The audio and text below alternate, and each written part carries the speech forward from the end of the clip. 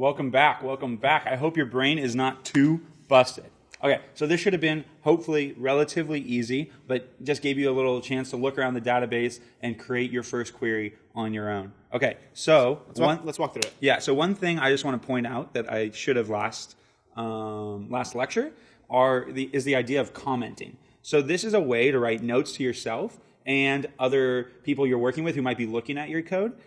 It'll explain what your query is trying to do, but not mess it up. So what you can do is you add this hashtag to in front of the words, and then anything you type after that will be grayed out and not run. So one thing we can do, even if you put this in here with like select name from, let's say select title from film, even though we have all that text, it's not running this in the query. It ignores it, and it just focuses on the stuff that's actually in SQL format. So, and we recommend anytime you write a query, at the top of that query, you have a comment on there that explains what this query is about. Exactly, just like I did here. So in this Brainbuster, we wanted the first and last name, email address for customers from store number 2. And so anytime you come back to it, like say you run a query and then like a month later, you're like, oh, I think I have that somewhere. You can come back here and you know exactly what the query does and if it worked. Cool. So let's go over this Brainbuster. Let's do it. Okay, so where are we going to look? Before we write anything, the first thing you need to do is like, where is this information? So we're asking a question about the customers. I would say we look in the customer table. I think that's a good guess. All right, so you go into the content here. You see there's a customer ID. So each customer has a unique ID. There's a store ID. Oh, that's what we want. We need that. So here Barbara Jones, she is in store number 2. And so what we want to do is we want to get all of these people who are in store number 2. We need their first, their last name, and we need their email address. Okay, cool. Let's write How this. are we gonna write this? Let's write this query. So let's go in here. Yo, can we change this to like the SQL colors?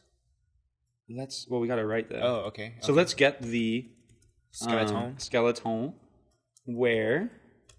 Okay, so this isn't in SQL colors yet because I haven't saved it. So we're going to go save Brainbuster number 1 .SQL. I would make a folder on your desktop where you can save all these different files. Hit save, boom, there it goes. So like the stuff that's been hashtagged out, commented out, will appear in this gray color, and then obviously we have the pink or red items. Another way to get this color action going is to go to the bottom right of Sublime. Yes. There, and then choose your language. And this is actually a pretty cool thing. So if you're into if you do any other programming, you see that it can support really any language that you're going to be working with. But we're using SQL. Okay, so let's start with the from. We found out it's going to be in the customer table. So we will write customer here. And then what do we want to select from the customer? So we have the first name, but what we need to make sure is that we're writing it as the right syntax from the table. So it's first underscore name, comma, last underscore name, comma, email. So you need to have a comma in between each piece of information that you're calling, and then you have it all listed here. You have the from clause. Anyway, so then what is the condition that we're asking for? And so one thing I'm going to do that, just so we can view it better, you can have it do word wrap, so it'll come down to the next line for you. Okay, so we only want it from customers where store ID equals 2. So what we can do in the where clause, you need to go here, ID equals 2.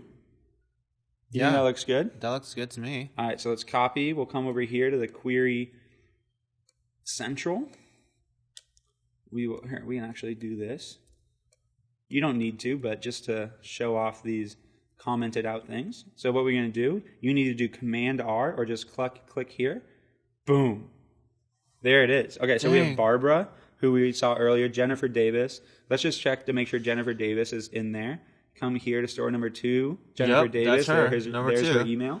And so now you have it. So now if you want to say, let's do an email campaign just to the students who go to store number 2, because we're going to have a sweet deal where it's rent 1, get 1 free. Only at store number 2. Only at store number 2. We're going to be able to find these customers. We can then do like a mass email to all of them. Let them know. And this took no time at all. Yeah. All right. So did you get that?